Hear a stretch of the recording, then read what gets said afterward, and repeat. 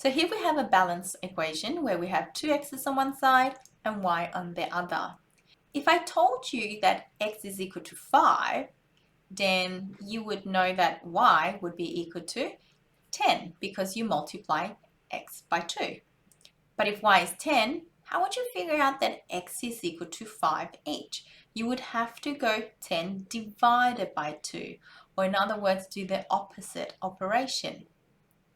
So to use a formula in reverse, we also have to inverse the operation. What does that mean? If we want to use the formula backwards, we also have to do the operations backwards. Here we have another example. We have here on the left 2x's plus 3, which is balanced out with y. So if x is equal to 4, what would y be? So 2 times 4 is 8, plus 3 means y would be 11. What did we just do? We did times 2 and then plus 3.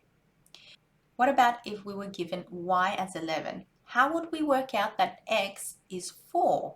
How do we do the same question but in reverse? In that case, we would have to minus 3 and then divide it by 2. And the equation will look something like that. So minus 3 first, then divide by 2. So double check, 11 minus 3 is 8. 8 divided by 2 is 4. So that's the order we're supposed to work in. What we just did there was change the subject of the formula. So the subject, what we focus on, is now x. Let's do an example. Change the subject of this formula.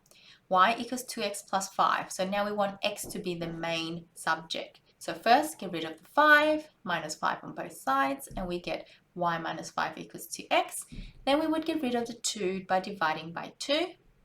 And so x is equal to y minus 5 over 2. Let's do another example. You might see it in the book as rearrange the formula to make x the subject. So we want to make x by itself. So what do we do? Firstly, get rid of the 7 or the 3. First, we would get rid of the 7.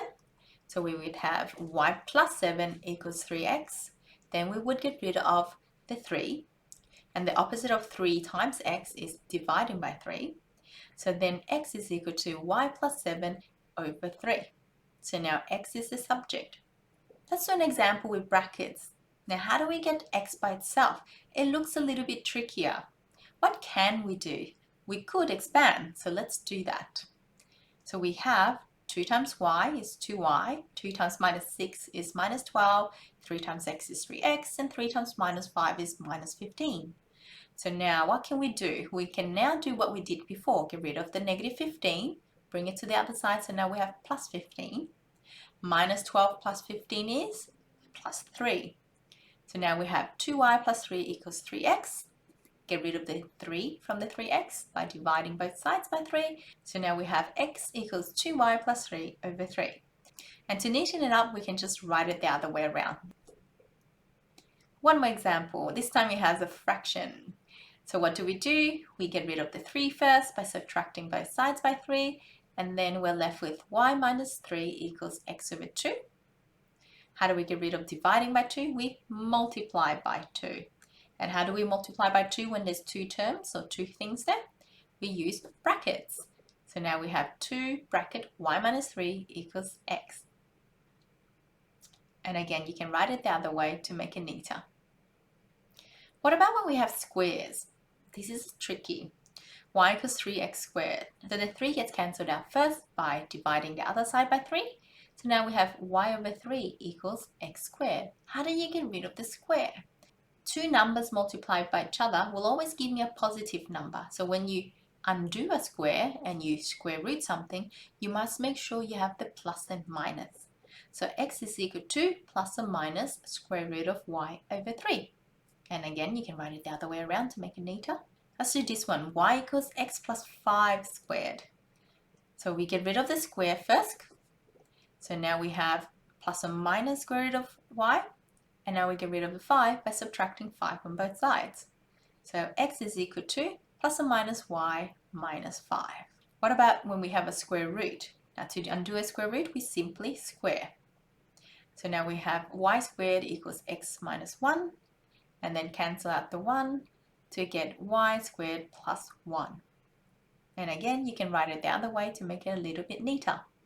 Sometimes you'll see this question pop up using other formulas, such as the circumference of a circle, sec equals 2 pi r. How do you get r by itself or make r the subject? So we need to get rid of the 2 and the pi. Now that's multiplication, so the opposite or the inverse is division. So we divide both sides by 2 pi. So r is equal to c over 2 pi. Sometimes you'll be given a tricky equation such as this physics equation and you have to rearrange to find a. Now you don't have to understand the physics behind this equation, you just have to use the method that we discussed today. So how do we get a by itself? Now it's this chunk of things, ut, plus this chunk of things over there. So the first thing we're going to do is subtract ut from both sides. So now we have s minus ut equals half at squared. Next, we have to get rid of the half. How do we get rid of half? Now, half times, the opposite of that is 2 times. Or you could also see it as at squared over 2, and the opposite of over 2 is timesing by 2. Either way, you're multiplying that side by 2. How do you do that? Make sure you add brackets. So now we have 2, open bracket, s minus ut equals at squared. And lastly, we need to get rid of that t squared to make a by itself. How do we get rid of that? Now, a is multiplied by t squared, so the opposite of that is dividing by t squared. So we've done it. We've got a by itself, and it's equal to all that, and we can write it the other way around to make it neater. I hope that was helpful. So remember, move one thing at a time, be super careful, and you'll be able to make any letter the subject. Thanks for watching. See you next time.